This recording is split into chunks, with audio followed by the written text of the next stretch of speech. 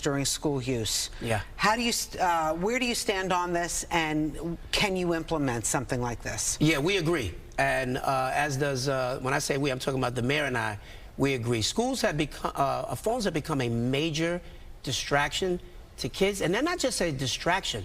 Kids are fully addicted now to phones. And, you know, and many parents will understand this, because even when kids are not in school, it's very hard to get them to even talk to each other anymore.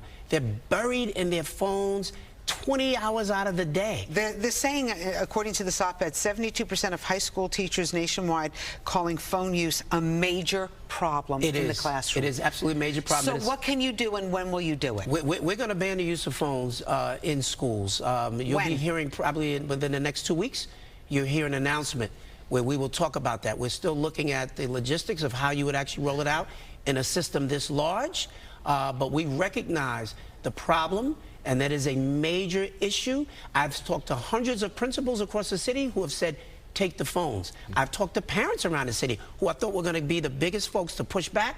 They've said, we recognize it as well.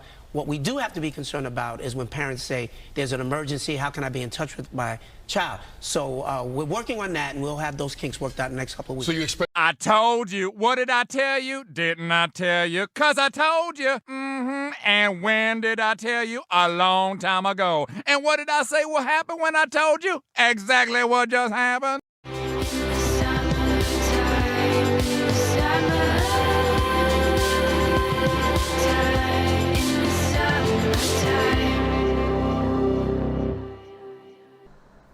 Well, here we go again. And a while back, New York tried to ban cell phones in New York City schools. And they did it for a short time period, and then they stopped doing it. Well, it's on the table again, and it looks like it will be passed again to the schools. Now, whether it's going to be for this September or for the next, that is the question of the day. The next question is, how will they implement it?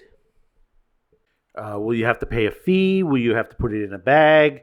There's a lot to take from this. Well, the school system has already started doing something of this nature. I'll tell you honestly, I am for something of this, ban, because, honestly, kids shouldn't be paying attention to their cell phones. They should be paying attention to their teachers at this point.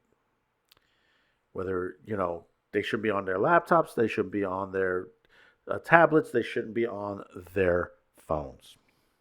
But we're going to read into this first, and I'll give you a full opinion why I think that this, I somewhat agree with this situation. This is actually, believe it or not, this article, it's opinion article, was written by Michael Bloomberg, former mayor of New York, who's pushing this again. Adams must reinstate New York City schools' former cell phone ban for our kids' sake. Last week, the Los Angeles Unified School District took a big step in favor of common sense, voted to ban cell phone mobile use by students during school days. Other districts should follow its lead and start with the largest one in the country, New York City. 2 decades ago, our administration banned mobile phones in all public schools, despite the storm of protest it generated. The ban was one of many policy changes that allowed us to transform the school systems in ways that dramatically raised student achievement levels. It didn't really do that.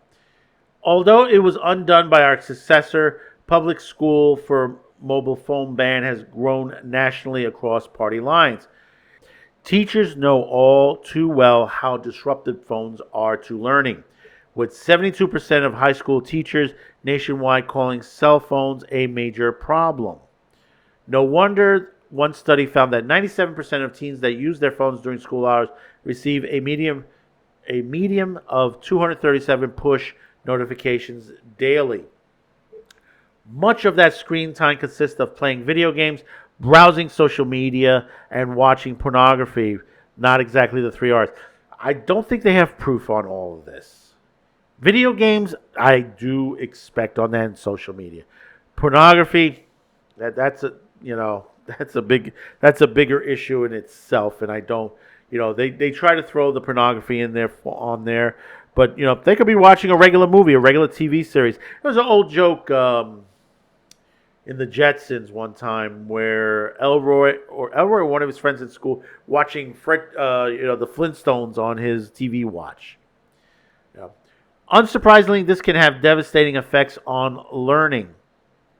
A large body of evidence has associated increased phone use with the impaired academic performance, including lower test scores, whose grades reduce long-term retention and wider achievement gaps. Phone-related anxiety is widespread. One study found that students who are glued to their screens can cause a cascade of distraction among their peers, while another found that the mere proximity of a mobile device is enough to impede focus. Phones in classrooms can contribute to serious harm outside school too. See, now they try to throw this in there on the outside. This is the part where it's like it goes into another direction here. A growing body of evidence suggests that a connection between an increased smartphone and social media use and threats to young people's brains, including a high risk of depression, poor cognitive control, chronic sleep deprived, and worse social economic emotional functioning. But you have to ask with that line, where are the parents? Because if they're sleep deprived, why aren't they sleeping enough hours? See, when I grew up, my mother made sure and my father made sure we went to bed early, 8, 9 o'clock. On the weekends, they'll let us a little bit later because that's on the weekends. But the thing about it is, the kids, that they stay on their phones all night or video games and stuff like that. Because and I've said once, and I said this once a long time. No, actually, I said it more recently too. There is a moment, and I'm not talking teens, I'm talking young children, that they're out in the middle of the night. I've had 10, 11-year-olds I've seen when I used to work for a department store chain, and I used to come home about 2 in the morning. There's not too many people on the bus that are on there, not crowded, just a couple of drunks, people coming home from work, and a couple of kids. Young kids. Where are they going? Where are they going, really? Are they going home? Are they going out? Where were they to begin with? Where did they start out with? Did they start out somewhere else? And again, I ask, where are the parents? Reading on, a recent advisory from the U.S. Surgeon General Vivek Murthy warned that social media is creating a profound risk of harm to the mental health and well-being of children and adolescents.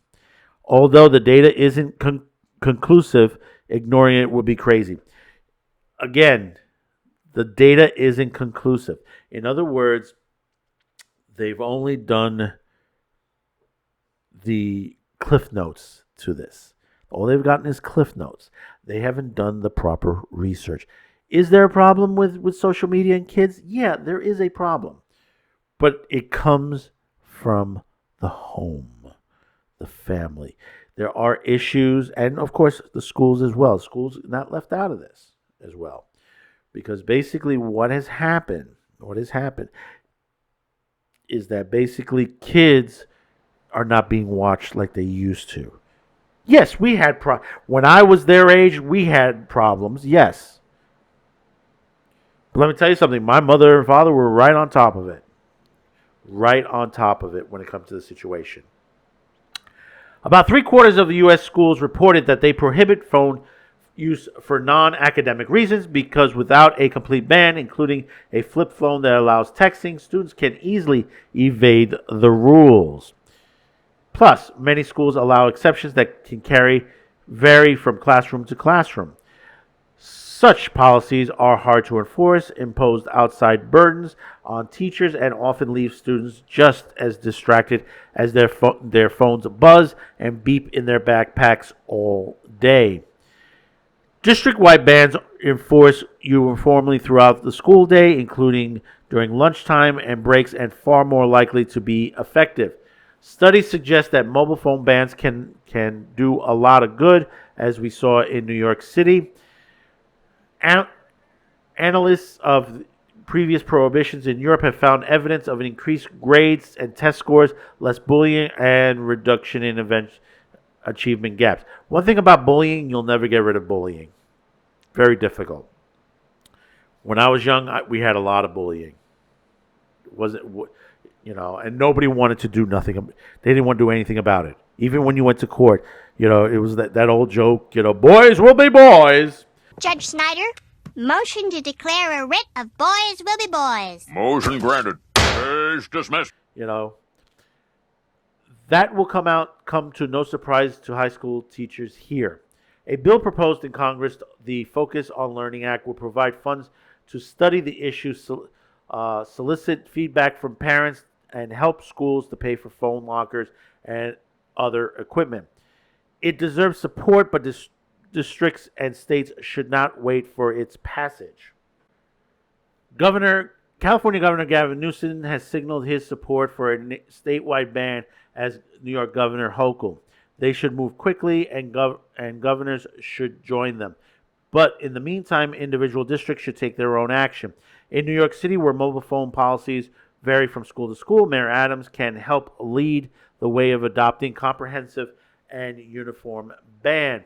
Of course, some kids and parents will complain and argue. My advice to elected officials and school board is simply don't buy it. There's too much at stake. It's encouraging that more elected leaders are finally acknowledging what teachers have known for years. It's an election year, that's why. Mobile phones are a problem that children cannot expect it to manage. Let's do students a great service of taking that problem out of their hands. Please note, this comes from a former mayor of New York, this article. And Kathy Hochul up in Albany, she's trying to promote censorship on the internet. Remember that too. And always remember, Mayor Adams is a former police officer, so we'll leave that as well. Understand to the other nature of this. Understand this. Kids should not be on their cell phones during class. That's plain and simple. Shouldn't be on a tablet. It shouldn't be on a laptop unless it's part of the curriculum. Okay? Cell phones should be locked away in their lockers during class. Parents will say, well, I need to contact them if there's an emergency. Well, let me tell you something. Before there was cell phones, there was, let's call the school, speak to the officials there to make sure everything is okay. Guess what? You can still do that here in 2024. The schools still have phones. I've heard someone say, well, what if there's like a shooter situation on that? You wouldn't want to be calling them on the phone. You wouldn't want them to be talking. You want them to be hiding and making sure they would not be found, and not saying, Mom, Dad, I don't know what to do. Come on. It's plain and simple. The other half of this is, and I know some of this was brought up on some of the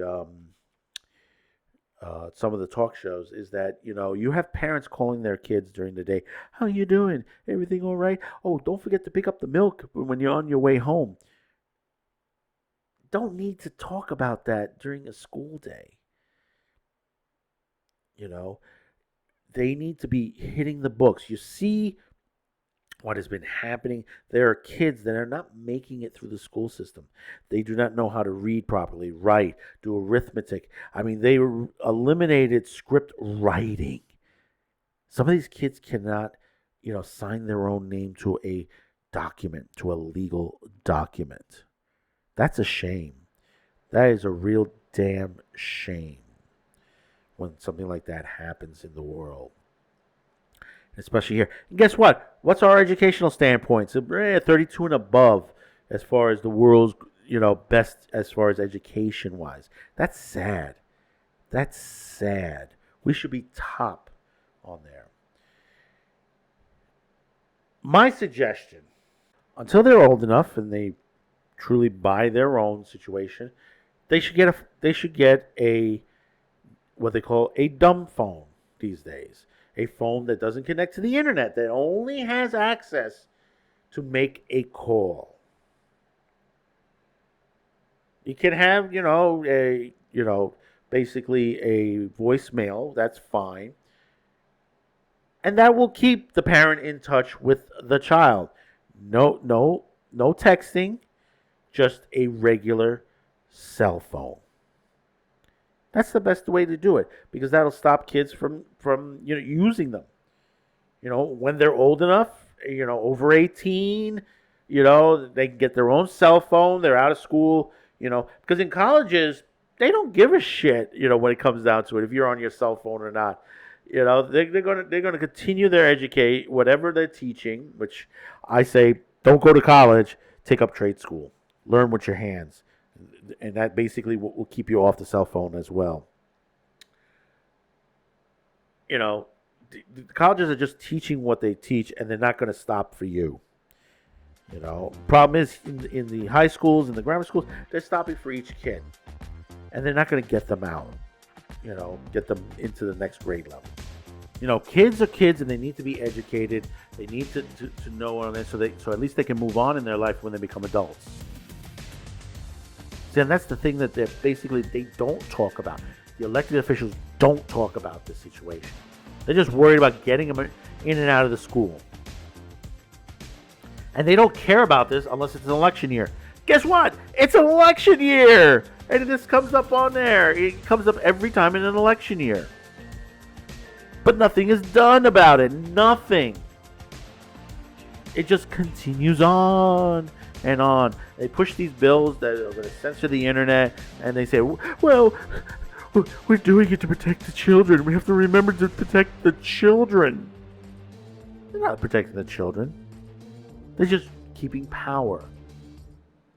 We send these people to Washington. We send them to the state senate and stuff like that, and don't realize is that they working for us. They work for us. We can fire them at any time possible. An election. Remember, it's an election year. In an election year, you can fire some people. Don't vote for him. Jamal Bowman found out last week. He's out of the race. He ain't moving on. Because he was, he didn't do his job. Pulling a freaking fire alarm to stop a vote. How ridiculous is that? So, tell me in the comments below your thoughts about this. Tell me what you will do as far as if you had your choice to do a cellular ban in schools. Would you do it? Would you not? Let me know in the comments. Don't forget to share this video, hit the like, and hey, most important, hit that subscription, because I hope that you enjoyed this particular video and I've earned your subscription today. The content that we do daily on there, we hope that you're enjoying it. So please hit that subscription. It's very important, no matter what social media platform you're on. So until next time, thank you for tuning in. Thanks for the support. Bye-bye now. Thanks for watching, commenting, and sharing this video. And if you haven't yet, please subscribe, as this helps the reach of this channel. Finally, as a content viewer, you have the ability to help support this channel, as new internet laws around the world will diminish our reach and affect our sponsors. If you choose to help, there are two ways listed in the description below. The first link will lead you to a pay site where you can make a monetary donation. The second will lead you to our gear shop where you can buy shirts, mugs, and other gear. Discounts will be listed on the site. Once again, thank you for watching and your support.